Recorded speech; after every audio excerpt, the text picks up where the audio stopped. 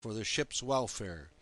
It is the chief mate, the only figure of the ship's afterguard, who comes bustling forward at the cry of "All hands on deck." He is the satrap of that province in the autocratic realm of the ship, and more personally responsible for anything that may happen there. There, too, on the approach to the land, assisted by the boatswain and the carpenter, he gets the anchors over with the men of his own watch, whom he knows better than the others.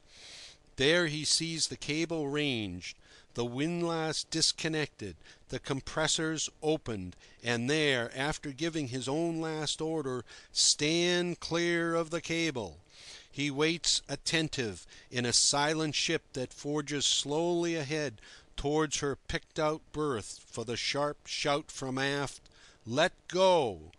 Instantly bending over, he sees the trusty iron fall with a heavy plunge under his eyes, which watch and note whether it has gone clear. For the anchor to go clear means to go clear of its own chain. Your anchor must drop from the bow of your ship with no turn of cable on any of its limbs, else you would be riding to a foul anchor. Unless the pull of the cable is fair on the ring, no anchor can be trusted even on the best of holding ground. In time of stress it is bound to drag, for implements and men must be treated fairly to give you the virtue which is in them. The anchor is an emblem of hope, but a foul anchor is worse than the most fallacious of false hopes that ever lured men or nations into a sense of security. And the sense of security, even the most warranted, is a bad counsellor. It is the sense which, like that exaggerated feeling of well-being, ominous of the coming on of madness, precedes the swift fall of disaster. A seaman labouring under an undue sense of security becomes at once worth hardly half his salt. Therefore, of all my chief officers, the one I trusted most was a man called B. He had a red moustache, a lean face, also red, and an uneasy eye. He was worth all his salt. On examining now, after many years, the residue of the feeling which was the outcome of the contact of our personalities, I discover without much surprise a certain flavour of dislike. Upon the whole, I think he was one of the most uncomfortable shipmates possible for a young commander. If it is permissible to criticize the absence, I should say he had a little too much of the sense of insecurity which is so invaluable in a seaman. He had an extremely disturbing air of being everlastingly ready, even when seated at table at my right hand before a plate of salt beef, to grapple with some impending calamity. I must hasten to add that he had also the other qualification necessary to make a trustworthy seaman, that of an absolute confidence in himself. What was really wrong with him was that he had these qualities in an unrestful degree.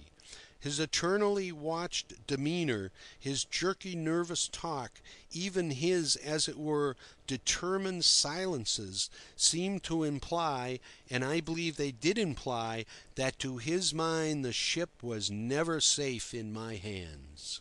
Such was the man who looked after the anchors of a less than 500-ton barque, my first command, now gone from the face of the earth, but sure of a tenderly remembered existence as long as I live. No anchor could have gone down foul under Mr. B.'s piercing eye. It was good for one to be sure of that, when in an open roadstead one heard in the cabin the wind pipe up, but still there were moments when I detested Mr. B. exceedingly. From the way he used to glare sometimes, I fancy that more than once he paid me back with interest.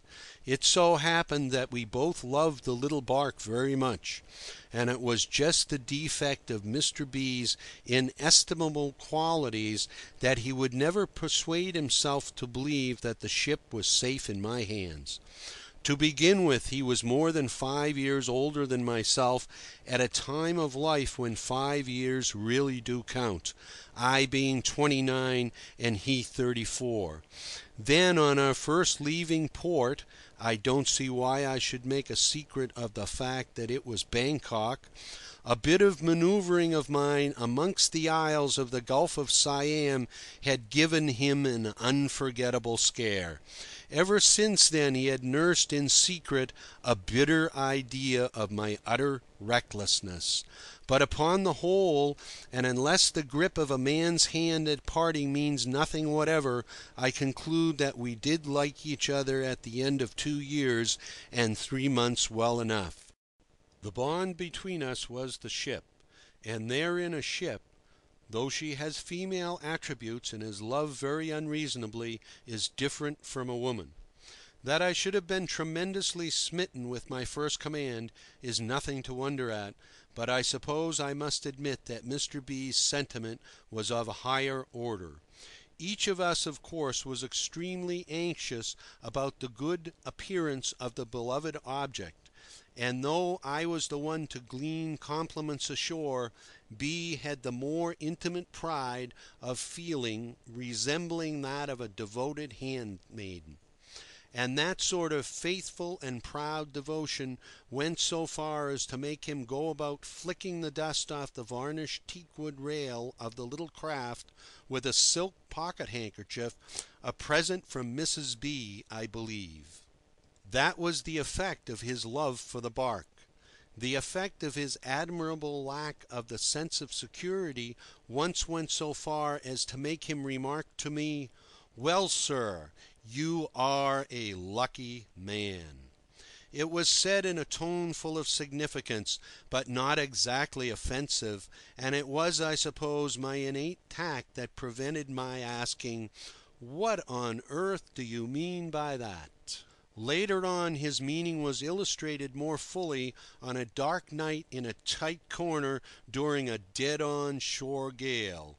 I had called him up on deck to help me consider our extremely unpleasant situation. There was not much time for deep thinking, and his summing up was, "It looks pretty bad, whichever we try, but then, sir, you always do get out of a mess somehow." Chapter 6. It is difficult to disconnect the idea of ship's anchors from the idea of the ship's chief mate, the man who sees them go down clear and come up sometimes foul, because not even the most unremitting care can always prevent a ship swinging to winds and tide from taking an awkward turn of the cable round stock or fluke.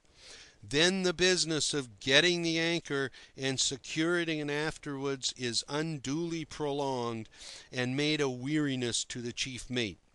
He is the man who watches the growth of the cable, a sailor's phrase that has all the force, precision, and imagery of technical language that, created by simple men with keen eyes for the real aspect of the things they see in their trade, achieves the just expression seizing upon the essential, which is the ambition of the artist in words. Therefore the sailor will never say, "Cast anchor," and the shipmaster aft will hail his chief mate on the forecastle in impressionistic phrase, "How does the cable grow?"